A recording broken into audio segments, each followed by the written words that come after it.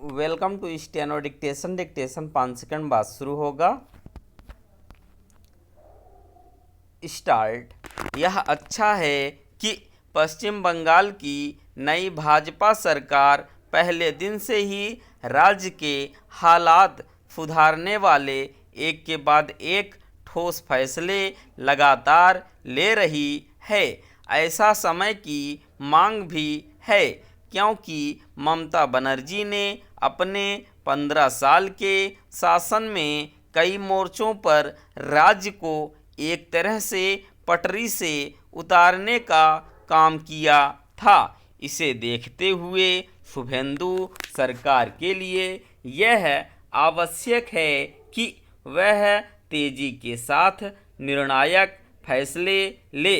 इसकी अनदेखी नहीं की जा सकती कि बंगाल कई गंभीर चुनौतियों का सामना कर रहा है। इनमें से कई चुनौतियां ममता सरकार की तुष्टीकरण की नीतियों का परिणाम थी। तुष्टीकरण की इन्हीं नीतियों से उपजी समस्याओं से पार पाने के लिए पिछले दिनों शुभेंदु सरकार ने एक और जहां मजहबी आधार पर जारी नीतियों को समाप्त करने का फैसला लिया, वहीं दूसरी ओर कानून एवं व्यवस्था को दुरुस्त करने के लिए भी ठोस कदम उठाए हैं।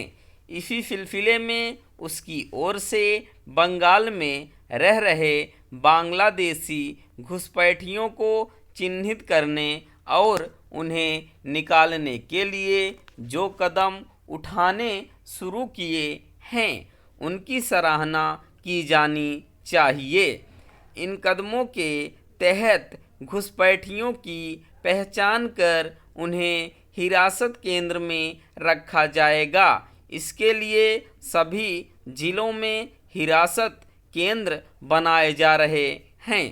सभी बांग्लादेशी घुसपैठियों को चिन्हित कर उन्हें वापस भेजना आसान काम नहीं, लेकिन राज्य और केंद्र सरकार को मिलकर यह करना ही होगा, क्योंकि एक तो उनकी संख्या बहुत अधिक है और दूसरे उनकी पहचान करना भी कठिन हो गया है।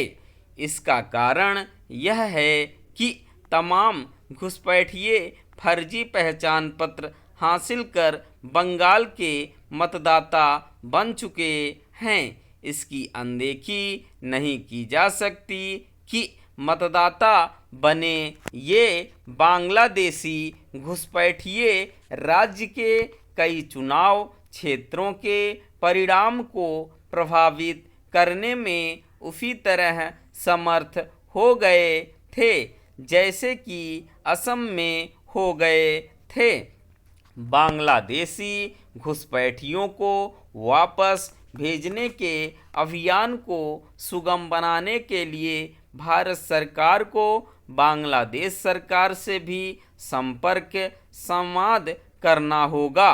बांग्लादेश सरकार के सहयोग के बिना अवैध रूप से भारत आए उनके नागरिकों को वापस भेजना कठिन हो सकता है। इस कठिनाई को हल करने का काम केंद्र सरकार को अपने हाथ में लेना चाहिए। इसके अतिरिक्त यह भी सुनिश्चित करना होगा कि भविष्य में बांग्लादेश से कोई घुसपैठ न होने पाए। यह एक तथ्य है कि अभी तक संकीर्ण राजनीतिक कारणों और सच कहा जाए तो वोट बैंक की सस्ती राजनीति के कारण बांग्लादेश से होने वाली घुसपैठ की अनदेखी ही नहीं हो रही थी, बल्कि एक तरह से उसे बढ़ावा भी दिया जा रहा था। यह सिलसिला दशकों से कायम था।